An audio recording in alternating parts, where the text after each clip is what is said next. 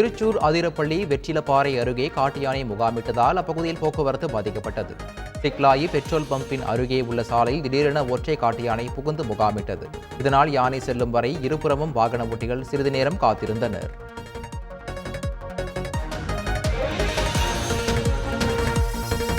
கன்னியாகுமரி மாவட்டம் உலக்கை அருவி அருகே காட்டாற்று வெள்ளத்தில் அடித்துச் செல்லப்பட்டு மாயமான முதியவரை தீயணைப்பு வீரர்கள் தேடி வருகின்றனர். காட்டுப்புதூர் அருகே உள்ள பெருந்தலைக்காடு மதகு அருகே சென்னையைச் சேர்ந்த ரியாஸ்கான் தனது நண்பர்களுடன் குளித்துள்ளார். அப்போது காட்டாற்று வெள்ளத்தில் அவர் அடித்துச் செல்லப்பட்ட நிலையில் தீயணைப்பு வீரர்கள் அவரை தேடும் பணியில் ஈடுபட்டுள்ளனர்.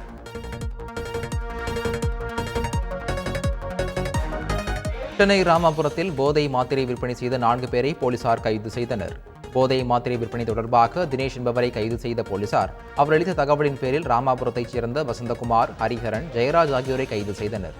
மேலும் அவர்களிடம் இருந்து சுமார் 2300 போதை மாத்திரைகளை பறிமுதல் செய்து விசாரணை மேற்கொண்டுள்ளனர்.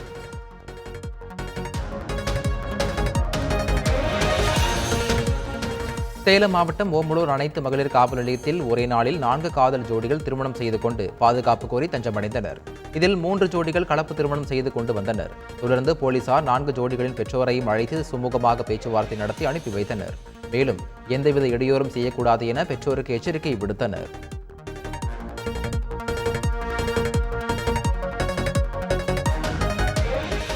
திண்டுக்கல் அருகே பயணிகள் நிழல்குடையில் கார் மோதி நின்றதால் அங்கு அமர்ந்திருந்தவர்கள் அதிர்ச்சி அடைந்தனர். நத்தத்தில் உள்ள உறவினர்களை சந்திக்க முன்னிலை கோட்டையை நோக்கி 3 பேருடன் கார் சென்று கொண்டிருந்தது. எரமநாயக்கன்பட்டி சாலையில் எதிரே வந்த வாகனம் மீது மோதாமல் இருக்க ஓட்டுநர் காரை வேகமாக திருப்பியுள்ளார். அப்போது கட்டுப்பாட்டை இழந்த கார் சாலையோரத்தில் இருந்த பயணிகள் நிழற்குடையின் மீது மோதியது. இதை சற்றும் எதிர்பார்க்காத பயணிகள் அதிர்ச்சி அடைந்தனர். இந்த விபத்தில் காரை ஓட்டி வந்தவருக்கு சிறு காயம் ஏற்பட்டு மருத்துவமனைக்கு அனுப்பி வைக்கப்பட்டார்.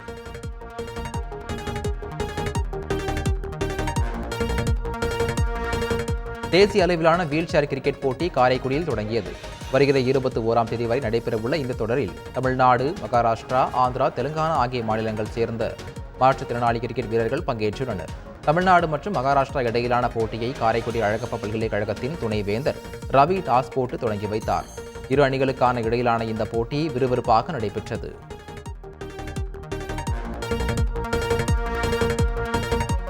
இயக்குனர் வெற்றிமாறன் தயாரிப்பில் கவின் நடிக்கும் மாஸ்க் திரைப்படம் பூஜையுடன் துவங்கியது. மாஸ்க் திரைப்படத்தின் கதாநாயகனாக கவின் நடிக்கிறார். இவருடன் ஆண்ட்ரியா, சார்லி உட்பட பலர் நடிக்கிறார்கள். ஜி.வி. பிரகாஷ்குமார் இசையமைக்கும் இந்த படத்தின் படப்பிடிப்பு பூஜையுடன் தொடங்கியது. இத்திரைப்படத்தை தருமி என்ற குறும்படத்தை இயக்கி விருதுகளை பெற்ற விகர்ணன் அசோக் இயக்குகிறார். படப்பிடிப்பு இந்த மாதம் இறுதியில் சென்னையில் துவங்கும் என படக்குழுவினர் தெரிவித்துள்ளனர்.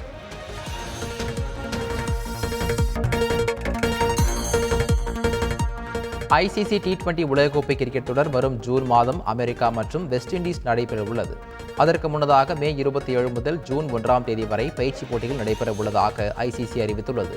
அமெரிக்காவின் புளோரிடா மற்றும் டெக்சாஸ், வெஸ்ட் இண்டீஸின் டிரினிடாட் அண்ட் டொபாகோ ஆகிய 3 மைதானங்களில் 16 பயிற்சி போட்டிகள் நடைபெறவுள்ளதாக தெரிவிக்கப்பட்டுள்ளது.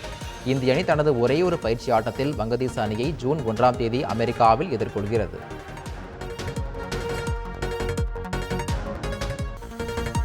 காஞ்சிபுரம் அருகே ஏனாத்தூரில் ஸ்ரீ ஆதிசங்கரரின் 2500வது ஆண்டு சித்தியடைந்த தினத்தை ஒட்டி கருத்தரங்கம் நடைபெற்றது. காஞ்சி சங்கராச்சாரியார் விஜயேந்திர சரஸ்வதி சுவாமிகள் முன்னிலையில் நடைபெற்ற இந்த கருத்தரங்கில் ஆளுநர் RN ரவி உரையாற்றினார். அவர் பேசுகையில், நம் நாட்டில் ரிஷிகளும் மகான்களும் வாழ்ந்து அறிவுரைகளை வழங்கி சென்றதால்தான் நம் தேசம் தெய்வ தன்மையுடையதாக இருப்பதாக கூறினார். ஊட்டியில் தொடர்ச்சியாக கனமழை பெய்து வருகிறது. நீலகிரி மாவட்டத்திற்கு ஆரஞ்ச் அலர்ட் கொடுக்கப்பட்ட நிலையில் தற்போது பலத்த மழை பெய்து வருகிறது. குறிப்பாக படகு இல்லம், அவலாஞ்சி, அப்பர் பவானி, அரசு தாவரவியல் பூங்கா உள்ளிட்ட இடங்களில் மழை வெளுத்து வாங்குகிறது. இதனிடையே அவலாஞ்சி சாலையில் நீர்வீழ்ச்சி போல் மழை நீர் கொட்டுகிறது. மேலும் படகு சவாரி தற்காலிகமாக நிறுத்தப்பட்டுள்ளது.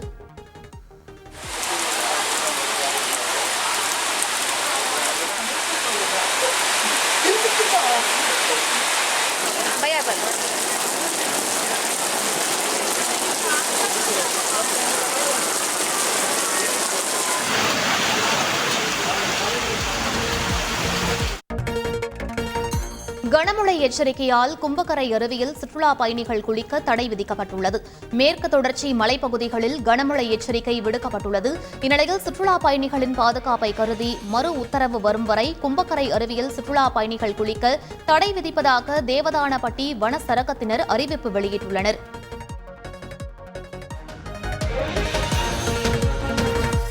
கனமழை எச்சரிக்கையை தொடர்ந்து சதுரகிரி செல்ல பக்தர்களுக்கு வனத்துறை தடை விதித்துள்ளது. பௌர்ணமி, பிரதோஷம் என மாதம் 8 நாட்கள் சதுரகிரி செல்ல பக்தர்களுக்கு அனுமதி வழங்கப்படும். வைகாசி மாத பிரதோஷம் மற்றும் பௌர்ணமி வழிபாட்டிற்கு மே 20 முதல் 24ஆம் தேதி வரை சதுரகிரி செல்ல பக்தர்களுக்கு அனுமதி வழங்கப்பட்டது.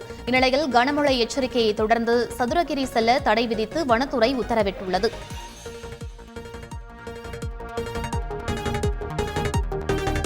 தூத்துக்குடி மாவட்டம் கோவில்பட்டி வடக்கு திட்டங்களைச் சேர்ந்த ஆட்சியம்மாள் ஆடு மேய்க்கும் தொழில் செய்து வருகிறார்.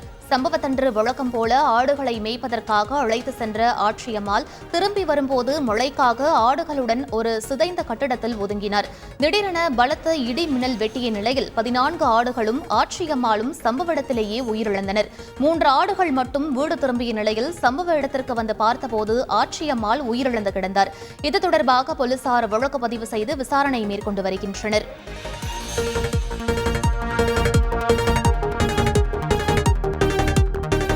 முதுமலை யானைகள் காப்பகத்தில் 5 யானைகளுக்கு தத்ரூபமாக கும்கி பயிற்சி அளிக்கப்பட்டது.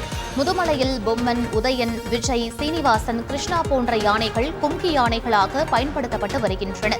அந்த யானைகளுக்கு பாகன்கள் கும்கி பயிற்சி அளித்தனர். மிக குறைந்த வயதான பொம்மி குட்டி யானைக்கு சொல் பேச்சை கேட்கும் பயிற்சியான காதை பிடித்துக் கொண்டு அதே இடத்தில் சுற்றுவது, நீட்டமான சங்கிலியில் தரையில் போட்டு அதன் மேல் நடப்பது போன்ற பயிற்சி வழங்கப்பட்டது. கிருஷ்ணா மற்றும் கிரி யானைக்கு காட்டு யானையை பிடித்து பின்புறம் முட்டி தள்ளி லாரியில் ஏற்றுவது போன்ற பயிற்சிகள் மற்றும் ஒரு மரத்துண்டில் 4 கால்களையும் அதன் மேல் வைத்து சில நிமிடங்கள் நிற்கும் பயிற்சியும் வழங்கப்பட்டது.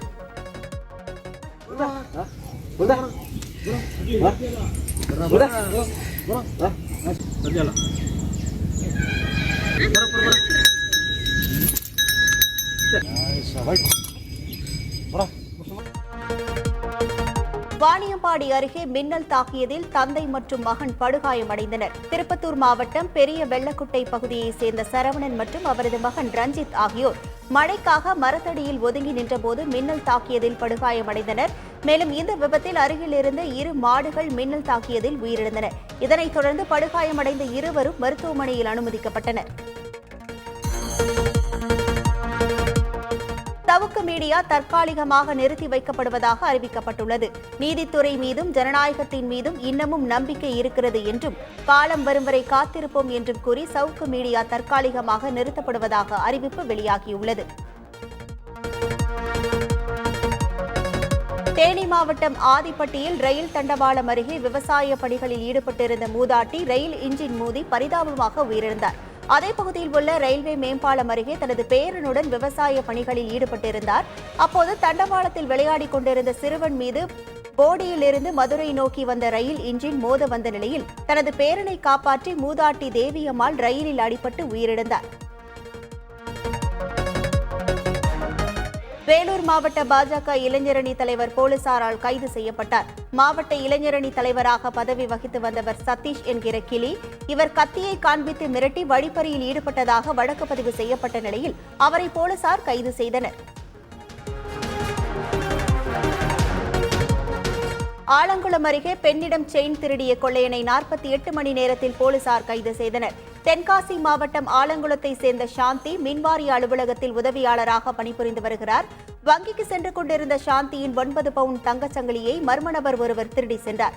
இது தொடர்பாக வழக்கு பதிவு செய்யப்பட்ட நிலையில் 48 மணி நேரத்தில் திருடன் கைது செய்யப்பட்டு அவரிடமிருந்து தங்க சங்கிலி மீட்கப்பட்டது. விசாரணையில் பிடிப்பட்டவர் குறிச்சான்பட்டியை சேர்ந்த ஆகாஷ் என்பது தெரியவந்தது. திண்டுக்கல் மாவட்டம் கொடைக்கானலில் மலர் கண்காட்சியையொட்டி நடைபெற்ற லேசர் ஷோ சுற்றுலா பயணிகளை வெகுவாக கவர்ந்தது. கொடைக்கானல் பிரையன் பூங்காவில் 61வது மலர் கண்காட்சியையொட்டி தோட்டக்கலைத்துறை சார்பாக சுற்றுலா பயணிகளுக்கு லேசர் ஷோ நடத்தப்பட்டது. வண்ண கதிர்வீச்சுகள் சுற்றுலா பயணிகள் மீது விழுந்தபோது சிறுவர்கள், பெண்கள் உள்ளிட்ட ஏராளமானோர் நடனமாடி கொண்டாட்டத்தில் ஈடுபட்டனர்.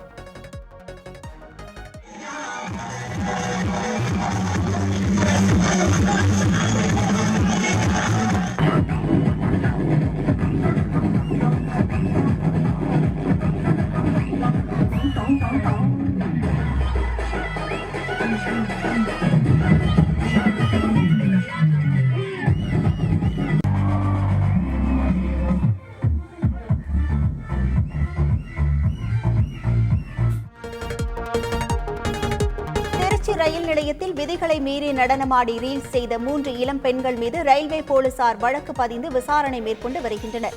திருச்சி கோட்டை ரயில் நிலையத்தில் விதிகளை மீறி திரைப்பட பாடலுக்கு 3 இளம் பெண்கள் நடனமாடி ரீல்ஸ் செய்து இன்ஸ்டாகிராமில் அதனை பதிவிட்டுள்ளனர்.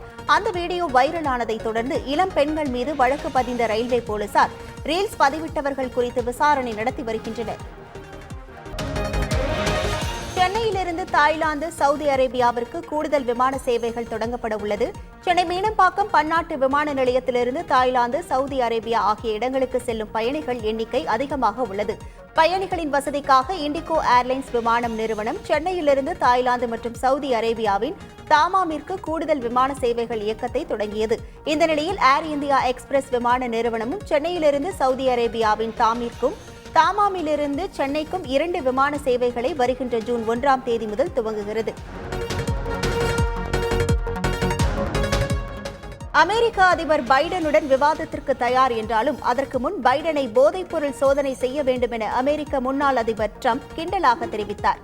பைடனும் டிரம்பும் மீண்டும் அமெரிக்க அதிபர் தேர்தலில் களமிறங்கியுள்ள நிலையில் நேருக்கு நேர் தொலைக்காட்சி விவாதத்தில் பங்கேற்க இருவரும் ஒப்புக்கொண்டுள்ளனர். இந்த நிலையில் மினியோபோலிஸில் கூட்டத்தில் பேசிய டிரம்ப் பைடனுடன் விவாதம் செய்ய விரும்புவதாகவும் ஆனால் அவர் மீது போதைப்பொருள் சோதனை நடத்தப்பட வேண்டும் என்றும் கேலியாக தெரிவித்தார். செய்திகளை உடனுக்குடன் தெரிந்து கொள்ள உடனே சப்ஸ்கிரைப் பண்ணுங்க.